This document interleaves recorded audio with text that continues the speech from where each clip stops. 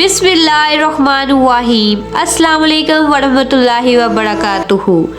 अनस हदीस मुबारक के नाजरीन, अगर आप इस चैनल पर न्यू हैं तो इस चैनल को सब्सक्राइब कर दें। सांप और मोर को जन्नत से क्यों निकाला गया? नाजरीन, मोर जितना अब खूबसूरत है, इससे कई ज्यादा खूबसूरत जन्नत में था। मोर की खूबसूरती पे सभी परिंदे फिदा थे, लेकिन इन सब खूबियों के बावजूद मोर से ऐसी कौन सी खता हो गई थी जिससे अल्लाह ताला ने मोर को जन्नत से निकाल दिया।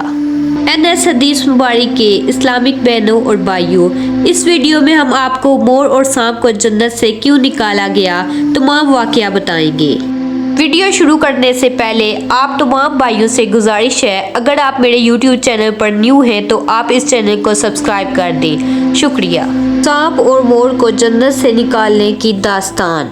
एक दफ़ा का जिक्र है कि जन्नत के हसीन बागात में हर किस्म की मखलूक आज़ादाना घूमती थी। वहाँ हर रंग के फूल, मीठे फल और खुशबूदार हवाएं थी।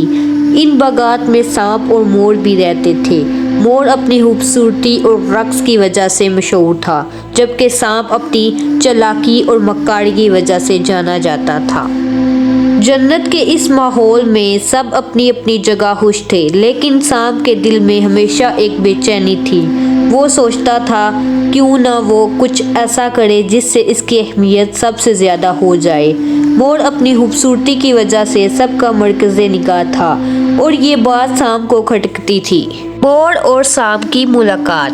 एक दिन सांप ने मोर के करीब जाकर कहा, मोर भाई, तुम्हें मालूम है कि तुम जन्नत के सबसे खूबसूरत परिंदे हो, लेकिन क्या तुमने कभी सोचा कि ये खूबसूरती तुम्हें नुकसान भी पहुंचा सकती है? मोर ने मुस्कुराते हुए जवाब दिया, ये खूबसूरती मुझे खुदा ने दी है, इसका नुकसान या फायदा भी वही करेगा। सांप ने अपनी बात जारी रखते हुए कहा, लेकिन क्या तुमने कभी अपनी जिम्मेदारी का सोचा? तुम्हें अपनी खूबसूरती का फायदा उठाकर दूसरों की मदद करनी चाहिए, न कि सिर्फ खुद को नुमाया करने का। मोर ने संजीदगी से जवाब दिया, मैं अपनी खूबसूरती का गलत इस्तेमाल नहीं करता और जो भी करता हूँ वो अपनी खुशी के लिए करता हूँ। सांप खामोश हो गया, लेकिन इसके दिल में मोर के खिलाफ हसद की आग भड़क उठी। शैतान की साजिश। जन्नत में एक दिन शैतान ने सांप को अपने करीब बुलाया और कहा, तुम जानते हो कि तुम्हारे अंदर एक खास सलाहियत है, लेकिन तुम इसे इस्तेमाल नहीं कर रहे। क्यों ना तुम कुछ ऐसा करो जिससे तुम्हें हमेशा याद रखा जाए? सांप ने पूछा, क्या? शैतान ने कहा, तुम मोर को अपना साथी बनाओ और आदम और हवा को दरख्त का फल खाने पर मजबूर करो। अगर तुमने ये काम किया तो तुम हमेशा के लिए मशहूर हो जाओगे।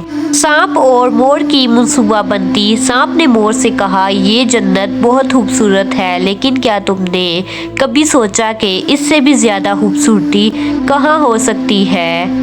मोर ने हैरान होकर पूछा, कहाँ? सांप ने जवाब दिया, अगर हम आदम और हवा को वो फल खाने पर आमादा करें जो खुदा ने मना किया है, तो हम खुदा की कुर्बत में मजीद बुलंद मुकाम हासिल कर सकते हैं। मोर ने पहले इनकार किया, लेकिन सांप ने अपनी चालाक ज़बान से मोर को कायल कर लिया। सांप और मोर ने मिलकर आदम और हवा को इस दरख्त के करीब ले जाने की कोशिश की। सांप ने कहा, ये फल जन्नत का सबसे कीमती खजाना है। अगर तुमने इसे खा लिया तो तुम्हें वो इल्म हासिल होगा जो फरिश्तों के पास है। आदम और हवा ने पहले हिचकिचाहट दिखाई, लेकिन सांप और मोर की बातों में आ गए और उन्होंने वो फल खा लिया। जब ये खबर खुदा तक पहुंची तो जन्नत का सुकून बर्बाद हो गया।